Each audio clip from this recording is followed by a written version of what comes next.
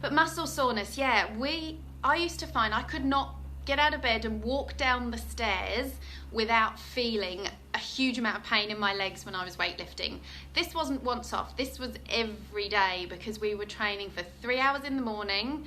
We would have a bit of a gap through the day, then I'd go back at 4 o'clock and train again till 6, 7 o'clock, and we would do this Monday, Wednesday and Friday. I would train on Tuesday and Thursday mornings for a couple of hours, and then on Saturday morning. So it was 12 sessions a week, around 25 hours. And we would go heavy, and so muscle soreness. I researched and I had a sports physiologist that helped me, and so a few of the tips that she gave me, first of all, to help deal with it on a day-to-day basis. The first thing is to ice it if you've game enough. So when you've got muscle soreness, what happens with the muscles? You are exercising and the muscles will create these little micro tears within them, and this is a normal response to training. This is a good response. The level of these micro tears that happen are going to be based on how hard you're training and what you're used to. So a little bit of these little tears in your muscle is fine, and your body responds by shelling out blood to the area. You'll get a bit of inflammation, which is why sometimes when you touch your muscles they feel a little bit tender, and the repair process starts. So normal muscle soreness will last 1 to 2 days after your training session, and it will peak on day 2.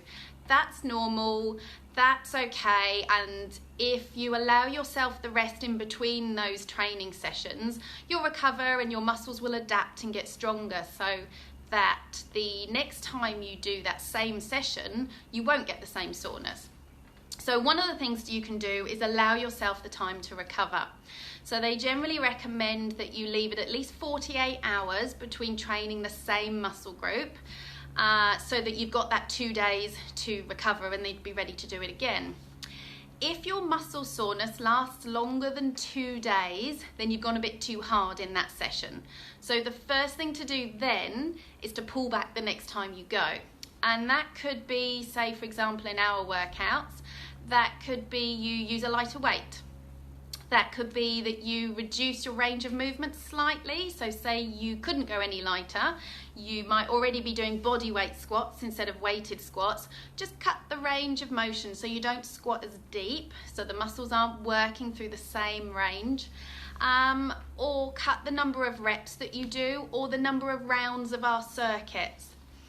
So I would say, first of all, drop the weight. If you were using your lower body weights, switch to your upper body weights. If you were using your lightest weights, ditch them totally and do body weight exercises.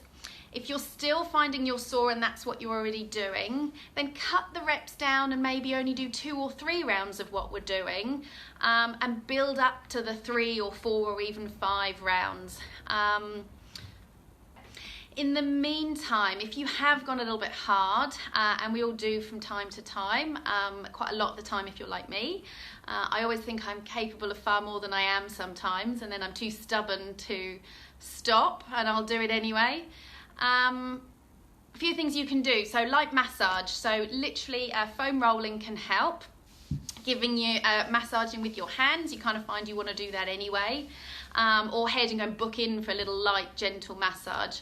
Give yourself a couple of days before you do that though, because if you've got those little micro tears in your muscle that I explained and you've got some inflammation, you don't really want to massage an inflamed muscle. So just give it a couple of days to calm down, and that's where the icing in the first couple of days can help. So when I was weightlifting, I used to fill a bucket full of ice, take it up to my bath, and I'm not suggesting you guys do this because it's horrific, but it works.